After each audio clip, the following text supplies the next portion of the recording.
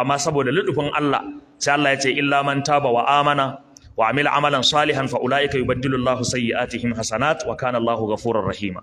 Sai fa wanda ya tuba yayi imani ya gyara aikinsa, Allah ya ce wannan za mu canja masa aikinsa daga aikin banza ya koma aikin alheri. Don haka albishirinku ‘yan kalari, duk wanda ka ji ka kashe ko ka sarewa hannu ko ka zaftarewa ka faɗa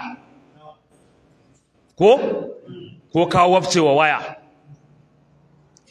ko ka shaure gidansa ka ɗebe tuwo, ka san cikin bala'in fa har tuwo ake ɗauka fa, tukunya malam billahi tana kan murhu za su wabce ta su yi gaba da ita.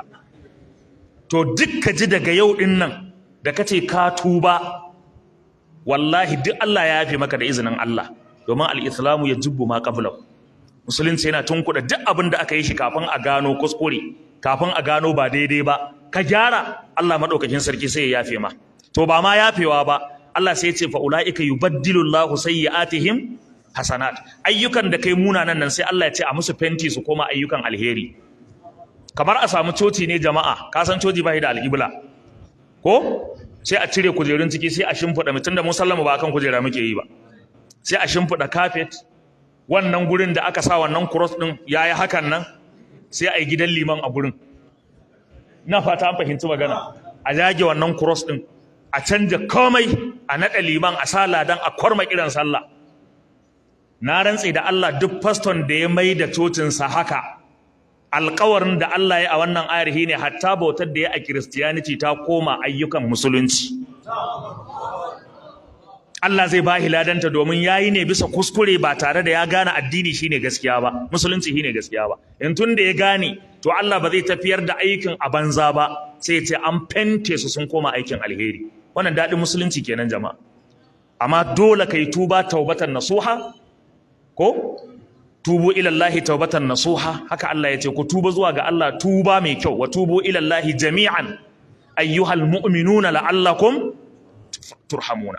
Ku tuba zuwa ga Allah gaba ɗayan ku ya ku al'ummar musulmi, Allah madaukakin sarki zai karɓi tuban ku. Hadisin Annabi Muhammad sallallahu alaihi wasallam yake cewa man taba qabla an tatlu'a ash-shamsu min maghribiha taba Allahu alaihi. Duk mutumin da ya tuba tun kafin rana ta hudo daga mafaɗarta, Allah zai karɓi menene tuban shi. Sa'an nan kuma ya sake cewa inna Allah yaqbalu tawbatal abdi ma lam yughargir. Allah yana karɓar tuban bawa matukar bai zo mai ba gargarar mutuwa ba. Walaysat at-tawbatu lil ladina ya'maluna sayyi'ati hatta idza jaa ahaduhumul maut idza hadara ahaduhumul maut qala inni tubtu al'ana walal ladina yamutuna wa hum kuffar. Allah ya ce tuba bai tabbata ga waɗanda suke aikata aikin sabo ba, su ki tuba har san da mutuwa ta zo wa ɗayansu. An gane magana da kyau ko? Ba daidai bane. Dan haka ku tuba, tubanku ya zama tuba mai kyau. Ku ci gaba da zuwa masallaci, ku ci gaba da zuwa darussa. Ranar da muka zo nan kamar yadda Malam Umar ya faɗa, mun yi nasiha akan waɗannan abubuwan. Ku ji tsoron Allah, ku gyara waɗannan a gurguje.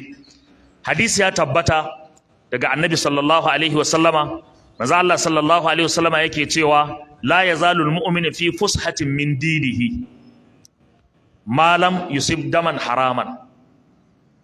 Yace mumini ba zai gushe ba cikin kwanciyar hankali da nutsuwa a cikin addininsa, ba shi da tashin hankali matukar bai zubar da jini na haramun ba. An gane magana da kyau ko? So dan haka bai kamata a ce a rayuwarka kana da wani record na ka zubar da jinin wani ko ka kashe wani ko ka cutar da wani ba daidai bane. Saboda haka in kuma ka aikata, to ka ji tsoron Allah ka tuba, Allah madaukakin sarki zai karbi tubanka tun da bisa kuskure. A gurguje, gaba ta biyu da nake so ne magana akai ita ce gaba ta ainihin wato